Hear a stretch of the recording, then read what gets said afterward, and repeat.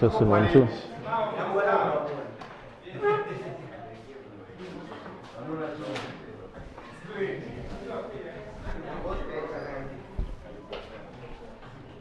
Okay, wait, cheers.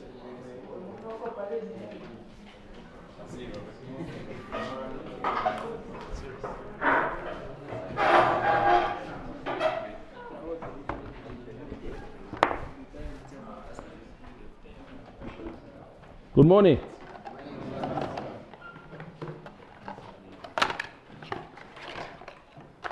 Okay, so let's try to do something around hydrology today.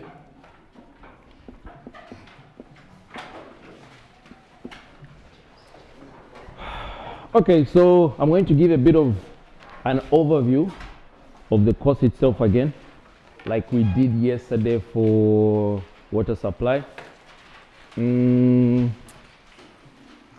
hydrology is, there are those courses that you learn, but then as a country or the place of residence, you know that there are very few institutions that can apply that. Okay. So like the math that you do in second year, you guys are done with math, huh? Yeah. So the math that you do, you rarely apply it anywhere really, but it changes the way you think as an engineer. But with regards to where you apply it, is there a firm, a company that really works around that? Not so much, okay? But it changes the way you think. But if you're going to mention courses such as water supply and sanitation, these are our problems, all right?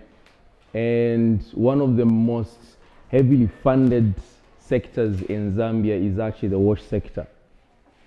There's just so much money in it. But then it depends with which government is there, the one that prioritizes what. I think under PF, when Sata was the president, they prioritized building roads. And so most engineers, if they had a degree, they were going into, highway engineering.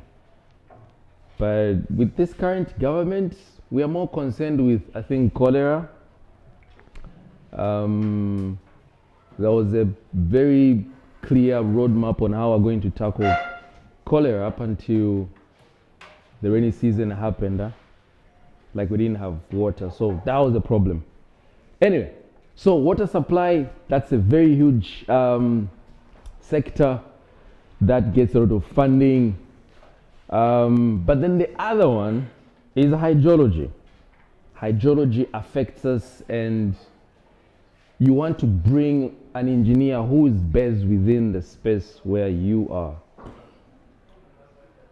So, the problems that we're having, they can all be attributed to hydrology, not so. The load shedding. What's the science behind that? We're just here, kwenye ribe manzi, so kuribe malite. Yeah? What's the science behind that? And how do you think we can improve that? If you ever listen to news or you follow the, media briefings by the president, there was a very heated debate where he mentioned that engineers are not being proactive. Huh?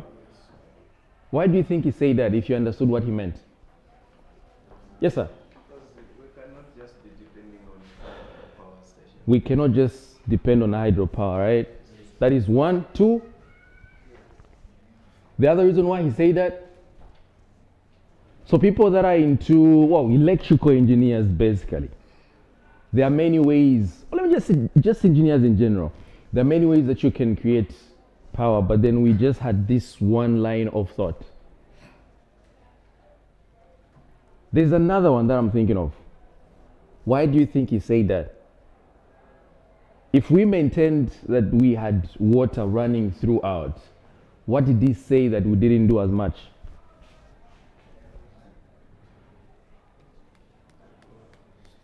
No? Have we ever heard of the term water harvesting? You know what it means, right? So you harvest water, you keep it in some form, and then you let it out when you need it.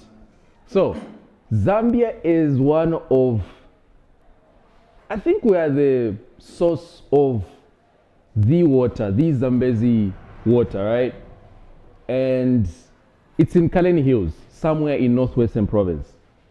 But what happens is that we let this water, I haven't drawn the map of Zambia in a while, so. Niamene?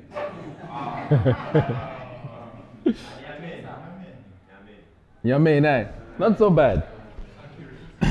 So we have our hills, or the source of the Zambezi River, somewhere around here. And then it should flow like this, and then it gets into other countries up until it goes into the Indian Ocean. This is hydrology. I'm trying to be as practical as possible. So what the president meant was, apart from, why are we just looking up to water? At some point we won't have water to produce energy, but we have solar energy, for instance. That is one. But the other point that he said was, why don't we build dams along the way? Okay, if you build a dam here, you are impounding water. That is water harvesting. You are complaining that you don't have mealie meal, but you have a source of water. So at each and every point, if it were possible, you build a dam, you impound water, and then the next spaces close to that, you build these massive farms that are able to produce maize or whatever that you want to do. You would never complain of the rains, whether they show up or they don't show up. They could not show up maybe for a season, but most definitely the second season, you're going to have water. So all these are problems that we can never even look to which engineer away from Zambia can do this. It's you guys, the engineers in here. So he was saying, let's harvest this water. Let's build as many dams along the way as possible. So impound here, there's a reservoir, but then you still let water go through the other side, which we never did.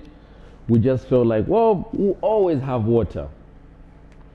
All right. But I think as engineers, we need to learn to be proactive, like think of the worst, what could happen, all right? So that's hydrology for you. So for this course, we have two, what I can call subtopics or subunits. We have one, what we call surface hydrology,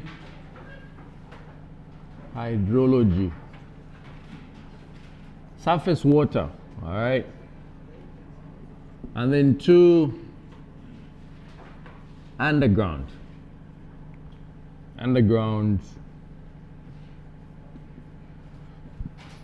hydrology, okay?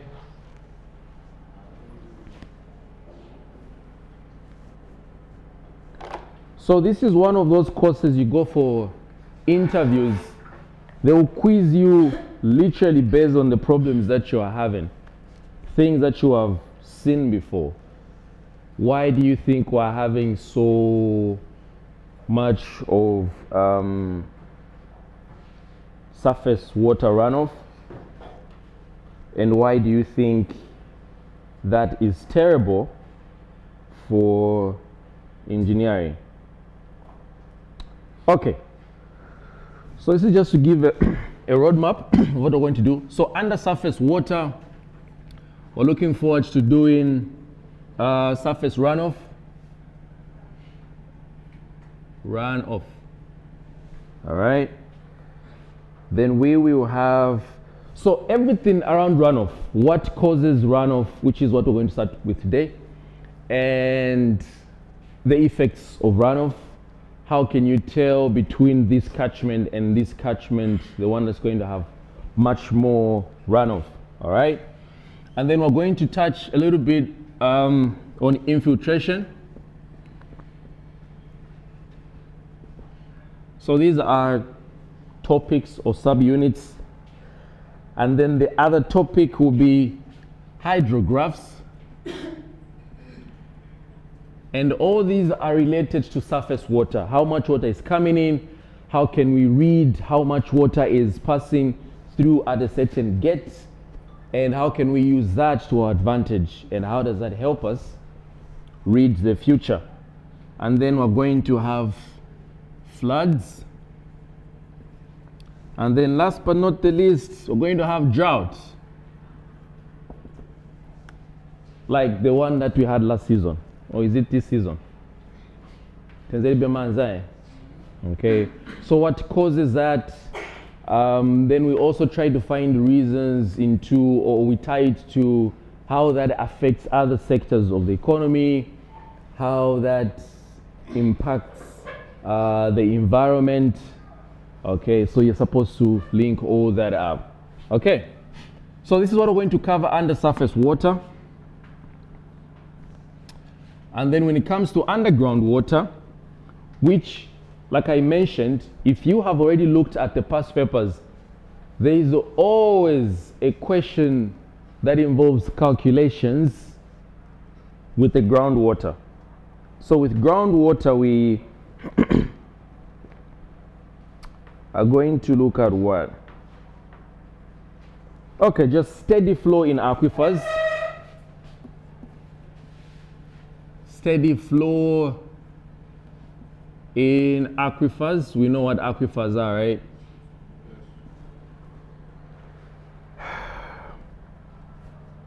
And last but not the least, we're going to look at wells. Okay? So that is our roadmap. So by the time we are done, we should be able to do that. And still, just to give you a better roadmap, so mostly these have to do with, can you describe, can you explain, can you discuss, can you differentiate, can you state, can you list? Are we together? So we can just call this, well, theory. Okay, just yeah. And then when it comes here, this will be mostly calculations. And then wells, this is a little bit into that. So with a steady state, we want to find out this type of a soil, this type of a region, and if we are finding water at a certain depth underground, then how much water should we expect when we start abstracting that water? So we have formulas that can be used to just calculate how much water we're going to expect. Okay, so we're not just going to get a site and then drill and then not be too sure of how much water we should be getting. The knowledge in the science that you have gained so far, you can actually tell that from this soil type and by the depth of where we've found water, I'm expecting so much water. Are we together?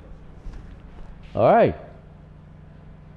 And of course, we're going to have a test, a quiz, a lot of assignments, since our relationship is a long distance one. So, you know, yeah. Any questions? No?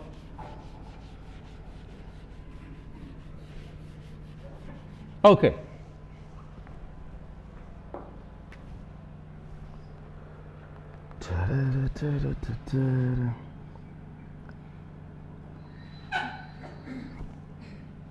All right, let's talk about so rainfall, runoff. As I always like to engage my audience, what comes to mind when you hear surface runoff?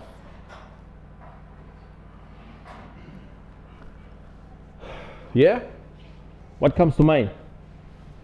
Surface runoff? What is surface runoff? And I know I've been doing hydrology since first year, right? From the day you got here, you had hydrology, I think, if I'm not mistaken. Because you had hydrology 1, 2. This is the advanced one, the third one. And as someone who's been here and I've been in a different institution, a higher learning, the hydrology we do here is much more in depth compared to what I did that side. I think if I'm to compare between NRDC and UNZA, what we did at UNZA was like maybe even just 30% of what we did at NRDC. Because we've done 1, 2, 3. So hydrology is really wide, huge, but then time is always a problem. What is surface runoff? Sir? Why am I like a chevo gonna guys? Mwenzo call it yesterday. Oi. Were you having a test today? Today? Omwambolema, like fatigue, you know, just trying to settle down. I can sort of tired faces. Tired faces. And this is just week what? Week 2? Huh? Projects. So Mwambo second our projects, eh? Oh. Okay, so when are you doing a presentation? I'll have to come, and I'm coming with my camera. So that when I see you in those government positions in the next 3, 4, 5 years, I'll be like, hey, look at this guy. When are you presenting? We haven't been told yet. You haven't been told yet? But probably close to the end of the semester. Yeah. If I were you, don't wait way too late into it, yeah? Work, get it done, practice it, understand it from A to Z, know how to answer questions, because when we are ticking how good you are with your project, that is attached to it. We want to see your confidence levels, we want to see your ability to answer questions, and to ask you very silly questions, by the way. And then we always see students getting upset. Relax. We did that for a reason. We gauge how you come out, your presentation. We also gauge your vocabulary. So you're doing engineering. In your project, there should be engineering terminologies. Sure, you've listened to lawyers before, right? They'll use their terminologies that are just basic, but so want to hear that, oh, you're an engineer, so he's able to use, at least in a sentence or two, there is one engineering term that is standing out. So it would be good whether I capture that for the first presentation, because there's always a presentation before the final, right? Capture that and then see how you talk and how you behave in front of people. You'll be surprised the things you do when you're in front of people that your mind is not even registering.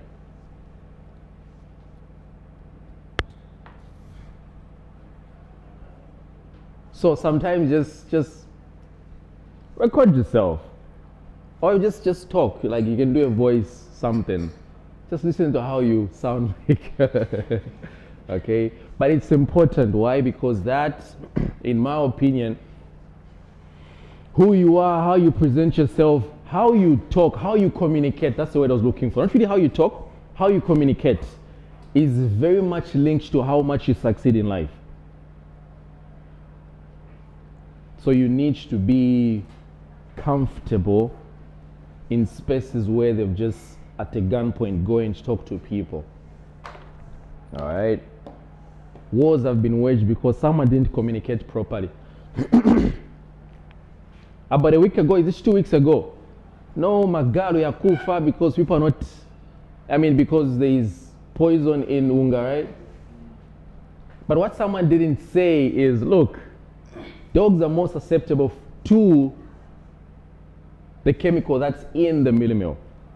And for a human being, before you get to those levels, I mean, you'd have eaten way too much nshima before that happens. But they left out that part. What came out so much was unga upaya. So now people had a PDF of maunga ya so yeah, in a poison. Osagura. So just wrong message altogether. All right, surface runoff. What is surface runoff? Yes, sir. Eh? Surface runoff, rainfall runoff. It flows over the land. Okay. Anybody else with a different understanding? Yes, sir.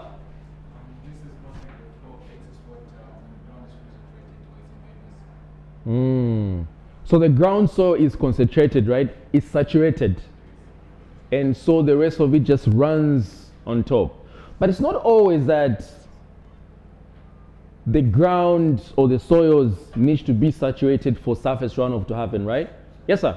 Sometimes just maybe when the surface is rocky and then the infiltration rate is low, so water tends to build up. Okay, so when the surface is rocky, and what happens to when we build as much? Because we like to pave as human beings, right? Tichtika, so we are paving the whole yard. And in that neighborhood, everybody paves because we're in Andramai. So what happens to surface runoff?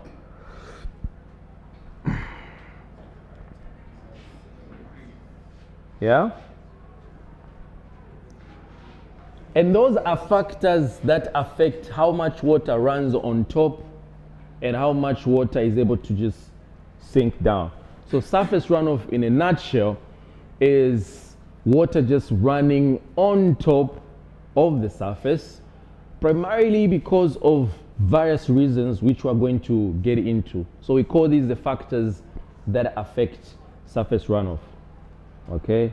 So as engineers, it's important that we are aware of what can cause surface runoff so that in the future you can advise the government.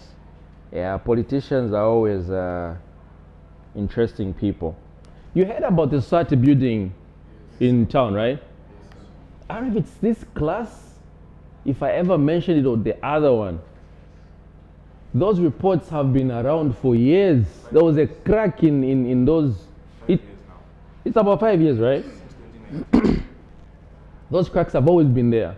But there was a different government.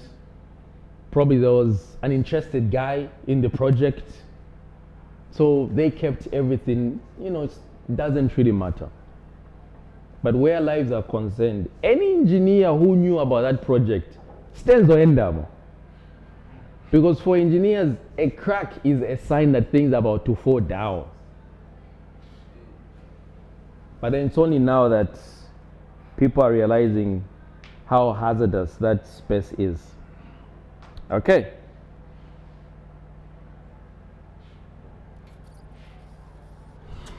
All right, so let's talk about the factors affecting. So factors affecting surface runoff.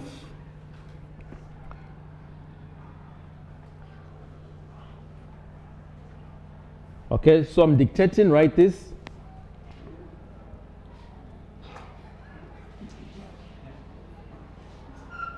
So factors affecting runoff can be split into two broad categories. Factors affecting runoff can be split into two broad categories. Are we there? So one, or just put A, what can affect surface runoff? One, catchment characteristics. Catchment characteristics.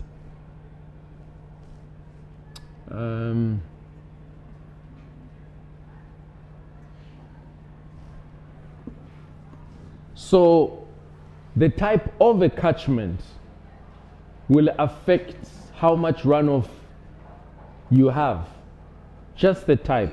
And under the type of these catchments, we'll further break down what is really there. The other category of the factors that can affect runoff is the climate or climatic characteristics.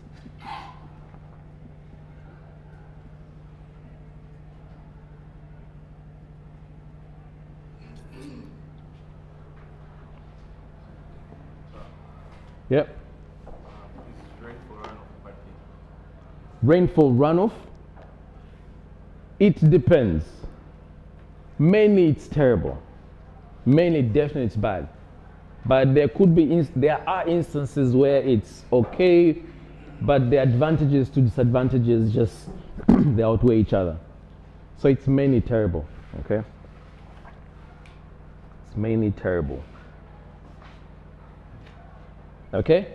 So write this bullet point after those two. The first grouping mostly indicates factors. The first grouping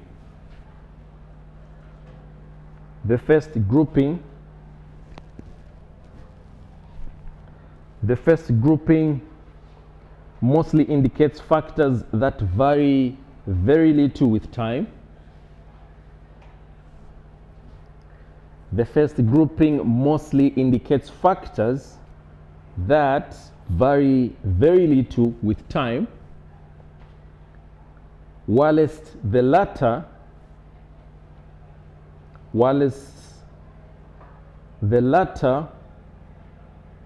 vary greatly from one time in a year to another. Whilst the latter vary greatly from one time in the year to another. Are we there? So just the way it is. So the first one, catchment characteristics, this has got nothing to do with the time and the season. So the characteristics that are affecting runoff have been, are, and will always be constant. If it's small, if it's narrow, if it's just the same. But the second one, climatic conditions, this is heavily dependent on the time and the year. So every now and then we've got a different season, right? So last season was terrible. So even the runoff is what? Low, right? Yeah. But then there are other seasons that we've had that have been so hectic. All right, so let's dive a little bit more into catchment characteristics. Catchment characteristics. So how do you think a catchment area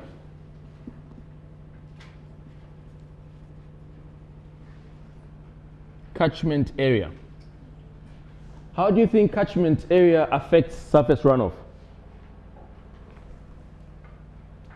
By the way, this is how I'm going to be phrasing these questions. Just as simple as that. How do you think a catchment area affects surface runoff? So if it's not going to be clear here, the beauty with hydrology is that it's got a lot of information out there. So if ingasif pangasense, you can always find a different book that you can read through to fully understand. You guys are privileged. You're in an era of just knowledge is just everywhere. Even on Google or YouTube, you type just this question: how does a catchment area affect surface runoff? Even the videos will show up. Yes, sir. I think the narrower the catchment, Mm-hmm.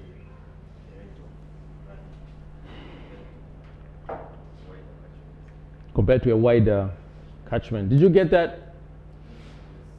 So can you just project more? I would say narrow catchments have a higher rate of runoff compared to catchments that are wide. Does that make sense?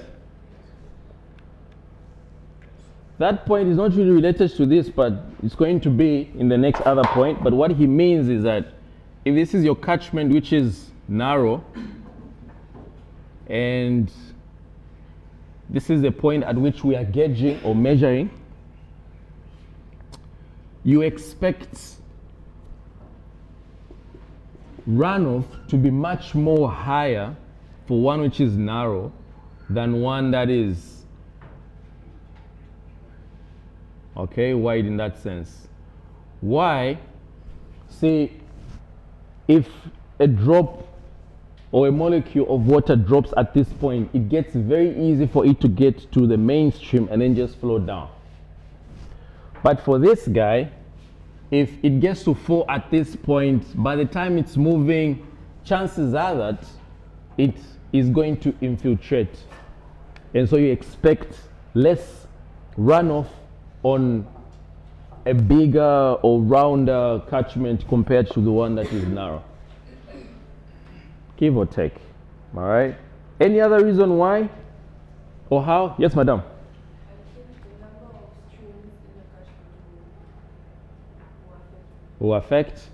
So how does that affect? Do we have more? We have less? And then how does that affect?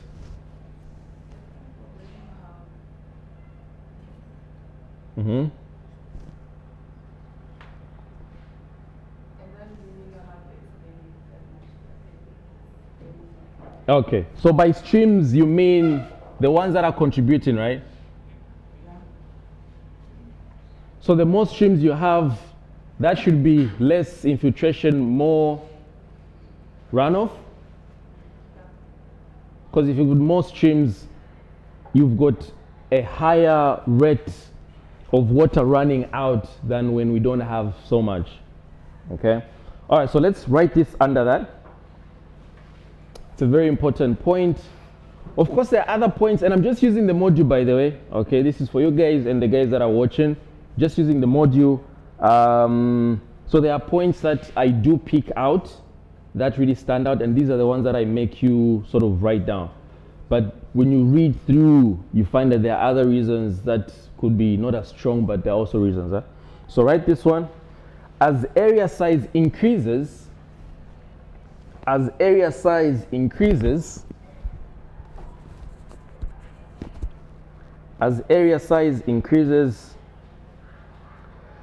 time of travel of the water to the point of exit,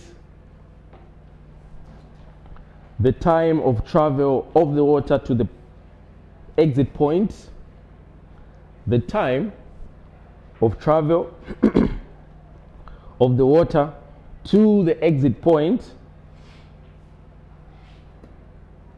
of the catchment increases.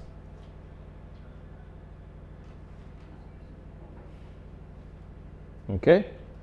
So I say the time of travel of the water to the exit point of the catchment increases. Full stop. This inevitably leads to greater overall losses. I'm going to explain what they mean by that. This inevitably leads.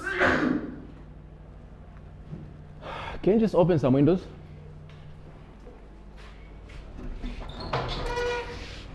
Okay. So this inevitably leads to greater overall losses. So that is one major point I would want you to get from this particular factor. So what they mean is, the larger the catchment area. So if this is the catchment area and then this is the exit point. Let me have your attention. This is your larger catchment area. This is the exit point. So point of exit. So the larger the space is, the more losses you have. By losses, they mean water won't find its way to the exit point because it's taking too much time to travel. So when they say losses in this course and in this topic in particular, they mean infiltration. So because the distance is way too long for it to get to the exit point, water just finds its way down. And so you find that there is less surface runoff. So surface runoff needs to be calculated at that particular point as water is just flowing out. Okay, the other point affecting runoff under catchment characteristics is slope of the catchment. Someone to say something about that when you think about it. So the slope, how steep, what's the opposite of steep? Shallow? Flat. Yeah, okay, but you did get what I mean, right? So how steep, how less steep a slope is affects runoff in some way. So someone to just say something about that. What do you think? Which one gives out more runoff than the other between a steep slope, a steeper slope, and the one that is less steep? Yes, sir. I think a steeper slope gives higher runoff because Mhm. the rate of infiltration will be lower when the steep is very high. Awesome. All right, great. So just write this point, and again, there are other points that are related to this. I'm just picking out one. So let's write the first one. The infiltration capacity is reduced as the slope increases. The infiltration capacity is reduced.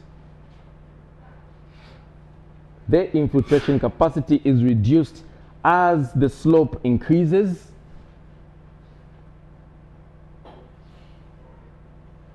The infiltration capacity is reduced as the slope increases, and therefore more water runs off.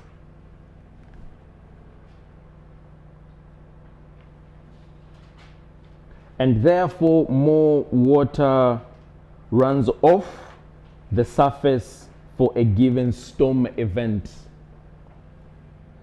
And therefore more water runs off the surface for a given storm event.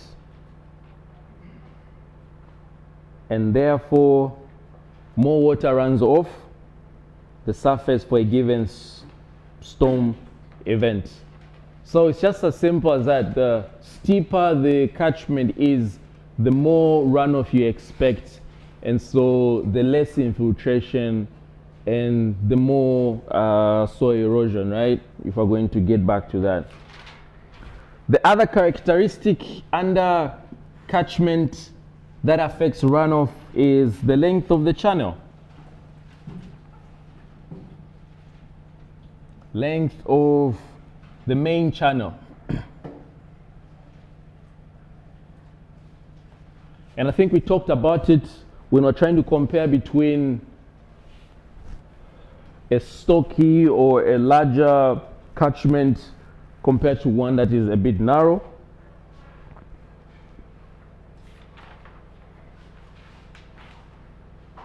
Okay, so write this point. This will influence runoff in the same way. This will influence runoff in the same way. This will influence runoff in the same way. This will influence runoff in the same way that catchment area influences runoff. I think we talked about this. This will influence runoff in the same way that catchment area influences runoff, and for the same reasons. And for the same reasons. So I said this will influence runoff in the same way that catchment area influences runoff, and for the same reasons. Are we there? So he said the bigger the space, the catchment, the less runoff, because too much distance to be traveled, and so there are losses. So the same goes for the mainstream. So if this is a mainstream and it is way too long, by the time water reaches the exit point, it would have already found an infiltration point, and that is okay.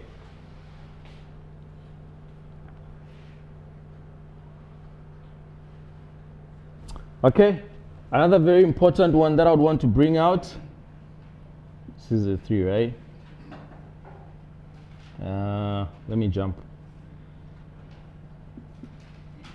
So land use. And this is related to the point that I was trying to say. Most of us have got money these days. We buy ourselves land. What do? We pave the whole yard. Or ulibendrama wana vaneba bashita pevu waendo Congo naye. I can't be the only one with a house without pavers. So you find that the whole larger community now has a whole space which is paved, right? So what this does, and that includes moors as well. What this does is that now water doesn't have infiltration points, so it has to run over and look to points where it can infiltrate. And as it does that, where is this water coming from? If you are in town, I mean the majority of the space in town is just paved. And then if it finds a drainage, people have thrown in things that have blocked the drainage, right? So it becomes a problem. So that is what they mean by land use. So you can find a way you can write this.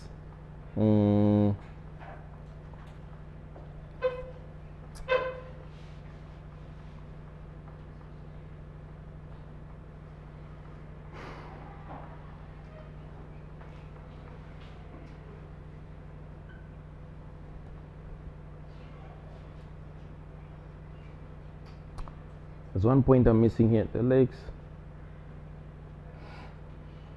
No.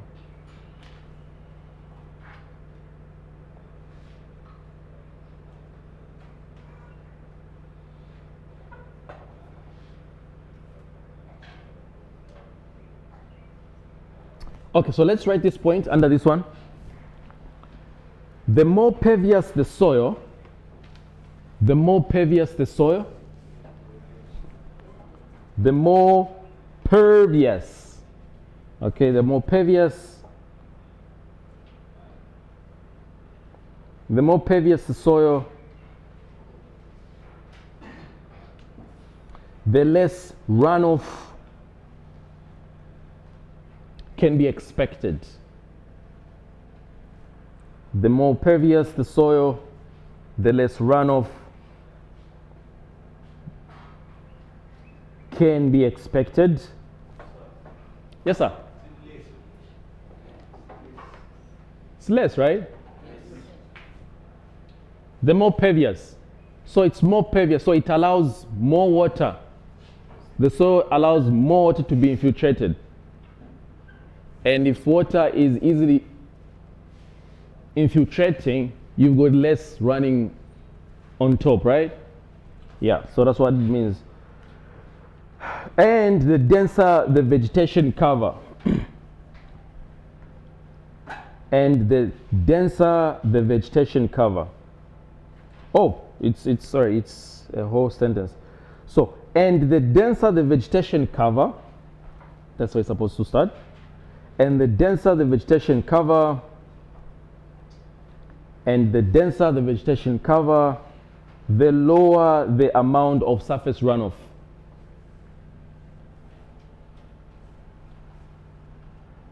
And the denser the vegetation cover, the lower the amount of surface runoff. Are we there? What's a vegetation cover? And who would like to shed more light on that? What do you get from that? The more vegetation cover you have, the less runoff. Yes, sir? Take for example in rivers, like there are root steps all over. Uh-huh. So that affects the runoff, on the river or even on the land. So relate that to, because it's the land. This surface runoff is on the surface, the land. Not with the river, the land and how water is moving. Oh, yes. Just Mhm. for example, when you're watering the grass. Uh-huh. So the thicker the grass, the less water runs over. Runs off, yeah? So meaning water finds its way down. Yeah. Okay. So just to add on to what he said, so vegetation cover is just anything, grass, trees, shrubs, or anything. So the more you have of those, the roots going down because it's a tree, as water is coming through, it finds spaces between the soil and the roots. So water easily finds its ways down. So the more vegetation cover you have, the better. But then you guys, since you are making more money these days, you come and uproot everything. This is why in other countries it's a huge offense. Before you cut down any tree, you have to get, some permission. Because they know what that does. If you cut as much as you just want, the next thing when you have the rains, that will affect the whole community. So the vegetation cover is just basically the trees, the grass, and the more you have of it, the less surface runoff that you have. All right. Okay, let's jump on to climatic factors, climatic characteristics. Climatic characteristics. So 1, direction of storm. So these are factors that affect runoff, but in the category of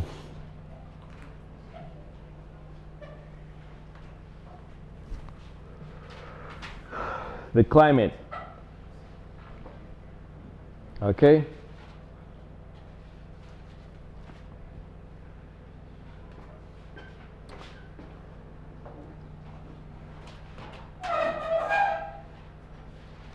One of the easiest ways to explain this, and the module has, is that there's a storm that starts from here. Let's say we call this storm A. And then there's another storm that starts, so it starts from here and then it's coming down. And then there's another storm, we call this storm B. And then it's going that way. Where the direction is and where it's going affects the surface runoff. And in the module, they have drawn how that differs. All right, so if you're going to have surface runoff here,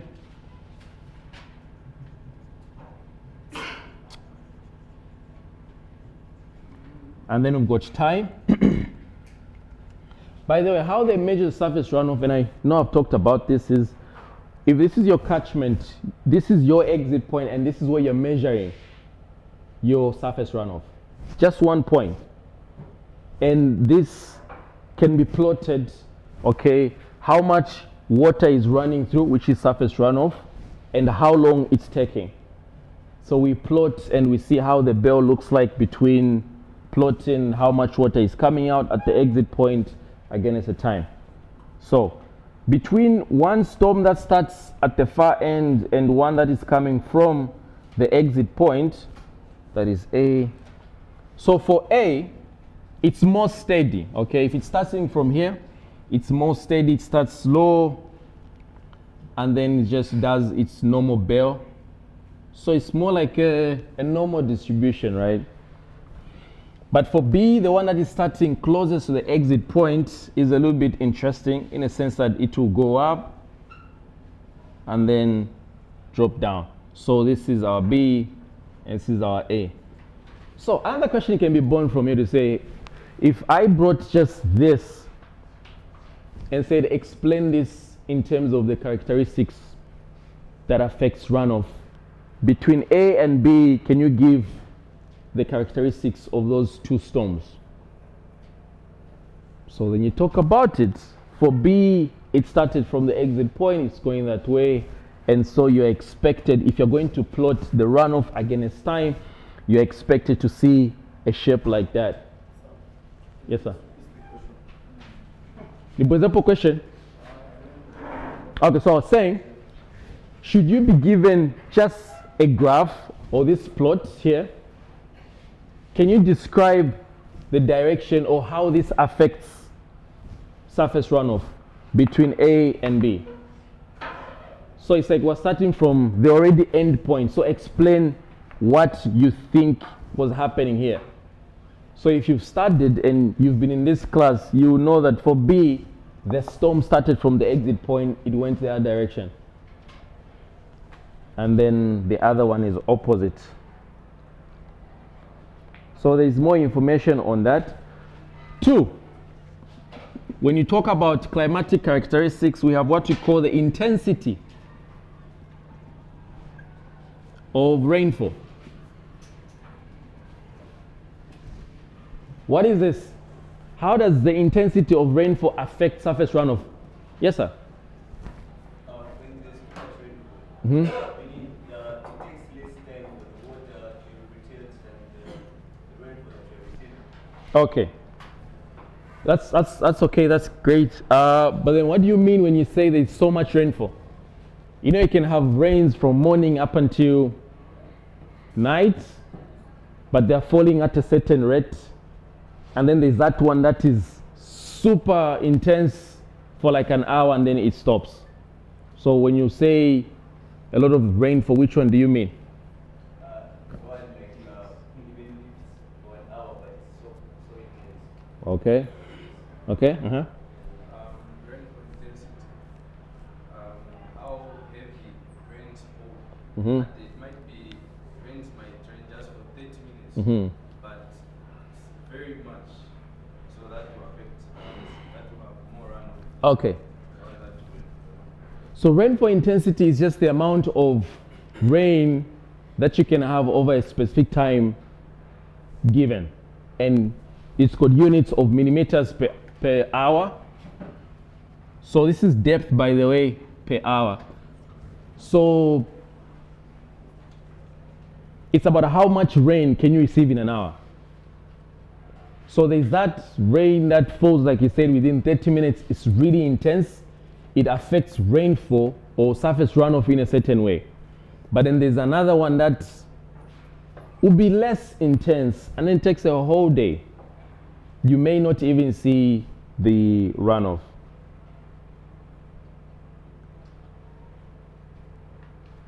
Yeah, you know what's right about that, yeah? Duration of the rainfall. 1, 2, 3. Duration of rainfall. Duration of the rainfall.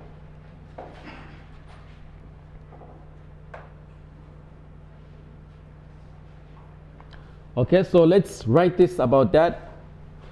The effect of duration cannot be separated from intensity. So we're writing something under the duration of rainfall. The effect of duration cannot be separated from intensity. Are we there? The effect of duration cannot be separated from intensity, comma, as it is the combined effect which determines, as it is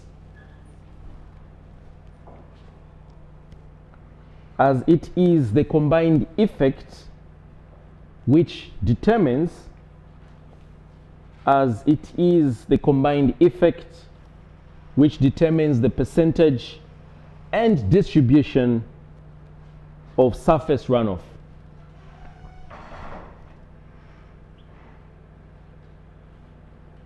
As it is the combined effect which determines the percentage and the distribution of the surface runoff.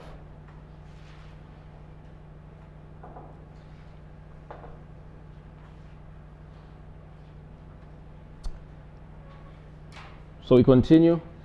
As a general rule,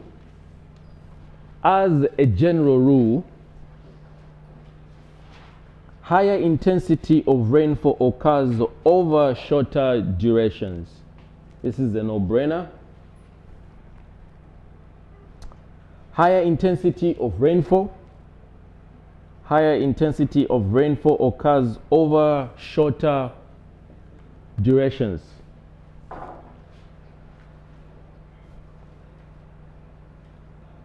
All right.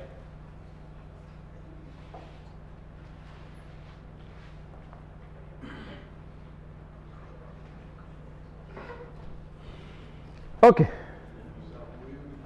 Any questions?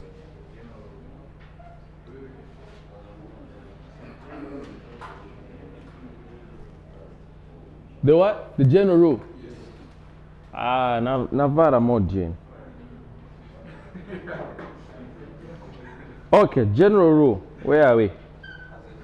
As a general rule, higher intensity occurs over shorter durations. Which makes sense, right? If it's that intense, Timaziba Tizankari, say. All right. So, any questions under surface runoff? Anything that you do in class, especially based on the module, the people that came up with the module for NRDC are, they went out there and then they picked out what could make sense for this level of qualification, right? But this does not limit how much material you can look into to fully understand the topic. So I always say that yes, the first streamlined material you can use to understand that course are the modules of a college.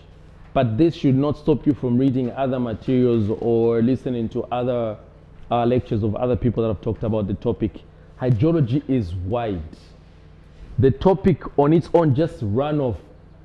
These are careers. Someone has just majored in surface runoff. All right, so there's more out there that I couldn't have talked about, but just to enrich just how much you know and how much you want to know, you can always look at other materials. Okay, unless there's a question. Yes, sir. So I'm not so clear on the direction of rainfall. Say we have stored A. Mm-hmm. There might be a possibility that since it's heading towards the direction of the exit point, Yeah. it will affect rainfall runoff so fast.